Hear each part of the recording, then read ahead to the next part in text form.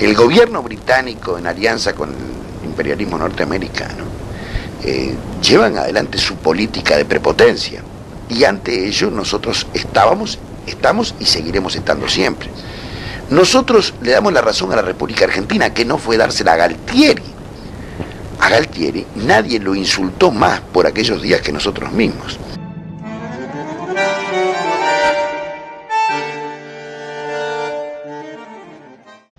¿Cuál era la magia que tenía Germán Araujo como hombre de comunicación para generar esta masiva convocatoria? Te lo pregunto a vos, que sos un hombre del palo de la comunicación. Bueno, es una pregunta realmente muy difícil, porque los liderazgos, el carisma,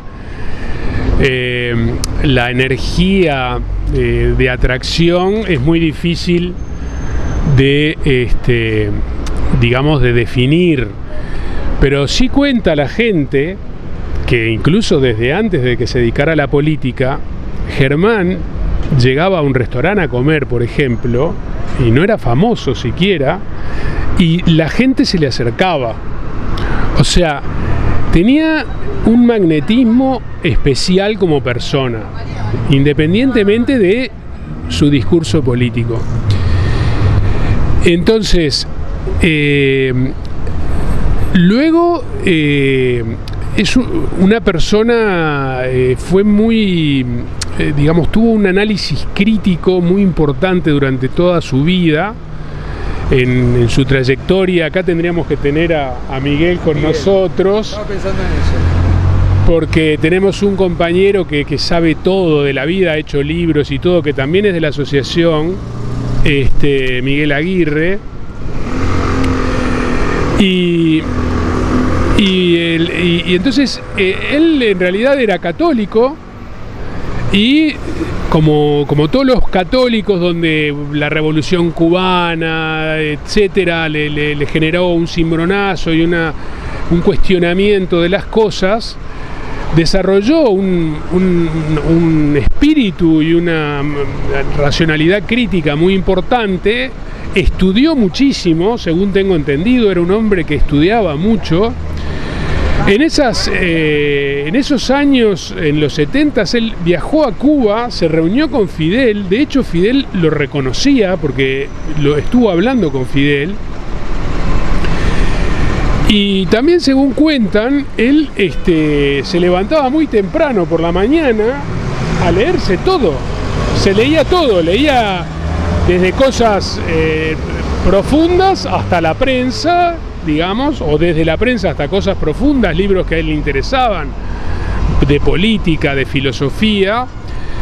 Y adicionalmente tenía una claridad meridiana, primero para interpretar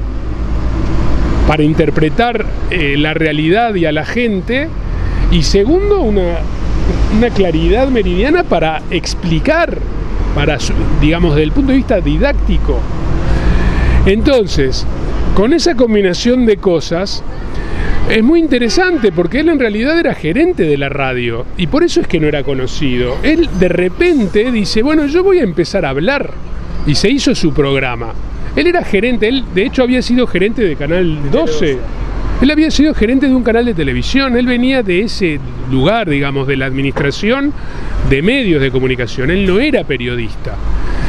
Entonces, digamos, con ese conjunto de características y virtudes, cuando él empezó a hablar sobre por qué había que tirar a la dictadura en el año 80, por qué había que votar por no, digamos que ahí surge su voz, empieza a explicar las cosas de una forma tan clara que la gente, voz a voz, en aquella época no se medía el rating. No se medía el rating, por lo tanto nunca podremos confirmar si lo escuchaban en su momento más álgido 400.000 personas, pero lo que sí sabemos es que lo conocía todo el mundo y le conocían la cara. Aunque él hablaba por la radio, lo conocía todo el mundo. Era un mago, digamos, del liderazgo y del liderazgo de masas. los problemas, habría muchísimas cosas, quizás, pero sería importante de repente ver un poco lo posterior, ¿no? No hay que olvidar que en su actividad como senador fue una espina irritativa para muchos sectores, al punto que fue despedido del Senado, fue expulsado del Senado por el voto de los partidos blanco y colorado. Es decir, que aquellas gente que él había a la que se había acercado, que hablábamos hace un rato, le dio la espalda en cierto modo, y por problemas ligados a la búsqueda de desaparecidos, la ley de caducidad, etcétera, que ahora vuelve a estar en el tapete.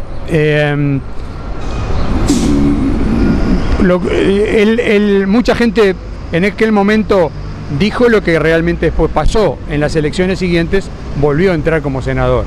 Es decir, no. Sí, el grupo de él sacó 3 en esa segunda oportunidad. Y bueno, lamentablemente después se enfermó y falleció relativamente joven, mejor dicho. Tenía 50 y pocos años, de un cáncer de pulmón. Sí, fumaba mucho. Durante muchos años, la radio fue compañera de mucha gente en este país. Y en particular, Diario 30 dio lugar a que se estableciera una comunicación con los oyentes muy especial, muy particular, casi familiar.